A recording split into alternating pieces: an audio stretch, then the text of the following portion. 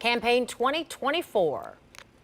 I think that there are some very capable people who can step into it, and I just think that I'm getting a little old to have the amount of sharpness. Well, you'll remember that interview 10 TV did with current Franklin County prosecutor Gary Tyack. Well, that interview happened nearly a year ago. Tyack is not running for re-election this year, which opens up that seat for a new leader for the county. And there are 3 Democrats and 1 Republican vying for the job. And in just 5 days, we'll have that race narrowed down. 10 TV's Lacey Chris spoke with all 4 candidates today to find out what changes they would make to the office.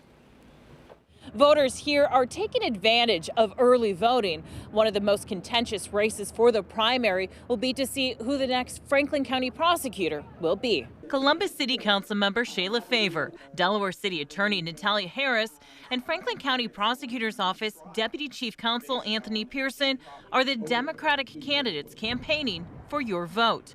They explained why they are qualified for the job. And I can find that niche where we can help the people and not over-prosecute people, but also hold people accountable who commit crimes, especially violent crimes. My job as city attorney is, I describe it as the functional equivalent of the county prosecutor's office, in that I lead an office that has both a criminal division, where the criminal prosecution happens, and then also a civil division. I served as an assistant city attorney with the Columbus City Attorney's Office, where I worked in what is now called the Property Action Team, but it is a division that works to not only address criminal activity in our communities. That could be anything from gun violence to violent crime, human trafficking. They all say there's work to be done in the prosecutor's office and explained things they would change. What we know is that the traditional route of prosecution or addressing safety has included more often than not over-criminalization and over-incarceration.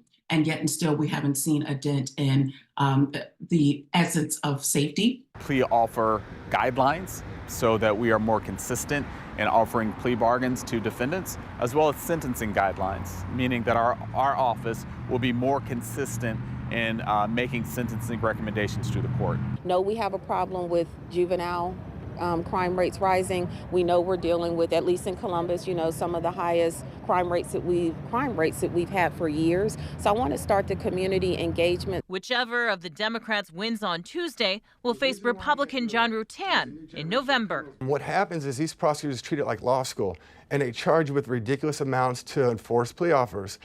So with me in there, I'm going to make sure people are charged based upon facts, not for plea negotiations and not for corruptness. And the primary election is next Tuesday. In Columbus, Lacey Crisp, 10 TV News.